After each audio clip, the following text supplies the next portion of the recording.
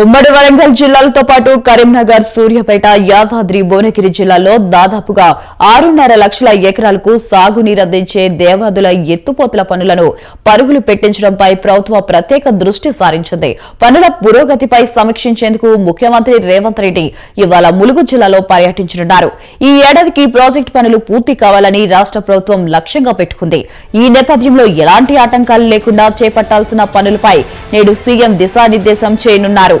ఉమ్మడి వరంగల్ జిల్లా జల ప్రదాయమని ఆయన దేవదల ఎత్తిపోతల ప్రాజెక్టు పనులు క్షేత్రస్థాయిలో పరిశీలించి సమీక్షించేందుకు ముఖ్యమంత్రి రేవంత్ రెడ్డి ఇవాళ ములుగు జిల్లాకు వెళ్లనున్నారు. ఇక హైదరాబాద్ నుంచి హెలికాప్టర్లో మహబూబాబాద్ వెళ్లి రేడియాల్లో దివంగతులైన పెన్నం రాఘవేందర్ రెడ్డి కుటుంబ సభ్యులను పరామర్శిస్తారు.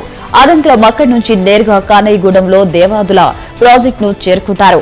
దేవాదుల ఇంటెక్ వేల్తో పాటు గోదావరిలో నీటి ప్రవాహాన్ని పరిశీలిస్తారు. తర్వాత ఇంజనీర్లతో పనుల పురోగతిపై సమీక్షించనున్నారు.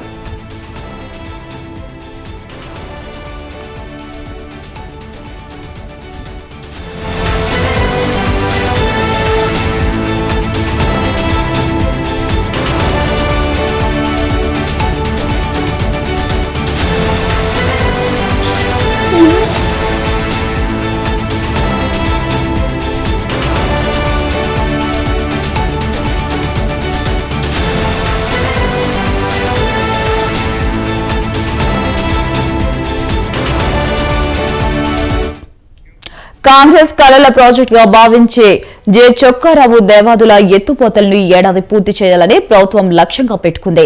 తక్కువ ఖర్చుతో ఎక్కువ ఆయకట్టుకు నీరు అందించాలన్న ప్రభుత్వ సంకల్పం మేరకు ఎలాంటి ఆటంకాలు, అడ్డంకులు లేకుండా పనుల వేగవంతంపై అధికారులకు సీఎం దిశానిర్దేశం చేయనున్నారు.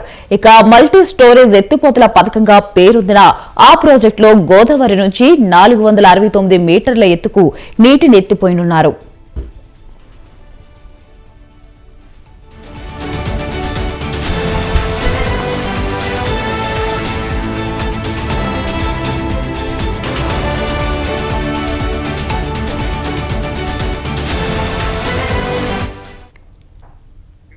మొత్తం 39.16 టీఎంసీలను ఏడాదిలో 170 రోజుల పాటు ఎత్తుపోసేలా ప్రాజెక్టుకు రూపకల్పన చేశారు.